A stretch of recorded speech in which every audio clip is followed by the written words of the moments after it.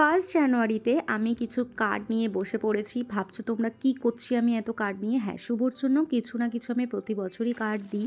তো এইবার আর হাতে বানানোর একদম টাইম পাইনি। আমি জেপ্টো থেকে অর্ডার করেছিলাম আর কিছু নোটস, একটু সুইট সুইট নোট লিখেছিলাম ওর জন্য, আর কিছু খাবার অর্ডার করেছিলাম। তোমরা সেটা ভিডিওতে দেখতেই পেলে। এরকম প্যাকিং করেছিলাম গিফট র্যাপিং দিয়ে, বেশ কিউট লাগছিল। দেন আমরা দুপুরবেলা একদম সাদামাটা খেয়েছিলাম, ডালিয়া খেয়েছিলাম।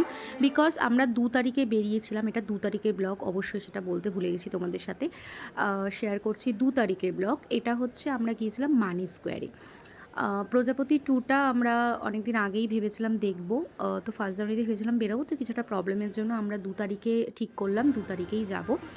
আমরা মুভিটা শুরু হওয়ার প্রায় আধা ঘন্টা আগে পৌঁছেছিলাম, যেই কারণে আমরা একটু শপিং মলটা ঘুরেও নিলাম, একটু চা খেয়েছিলাম, কারণ ভীষণ মাথা যন্ত্রণা শুরু হয়েছিল সেদিন, জানি না কেন। দেন একটু চা খেয়েছিলাম আর একটা স্ন্যাক্স নিয়েছিলাম সাথে।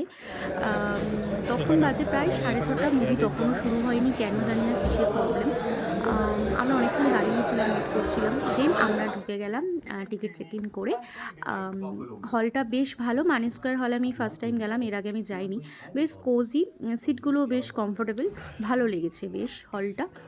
প্রজাপতির জাস্ট শুরু হলো টুটা। দেবের ফার্স্ট লুক দেখে জাস্ট আমি কি বলবো, জাস্ট প্রেমে পড়ে গেছি। দেবের এই বাবার এই যে রোল প্লেটা অসম্ভব সুন্দর হয়েছে। আর মুভিটা নিয়ে জাস্ট কিছু বলার নেই।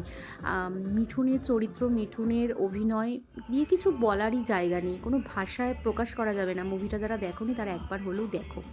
দেন আমরা ওখান থেকে খাওয়া দাওয়া করার জন্য, যেহেতু আমরা ওই এরিয়াতেই ছিলাম, ওখান থেকে আমরা ভাবলাম কোথায় বা যাবো। রাত তখন বাজে প্রায় 11টা। তো দেশি লেনে আমরা একটু গিয়েছিলাম, নিয়েছিলাম ফ্রাইড রাইস, চিলি চিকেন আর সাথে একটা জাস্ট ব্রিজার্স নিয়েছিলাম। তো এটাই আমরা খাওয়া দাওয়া করলাম।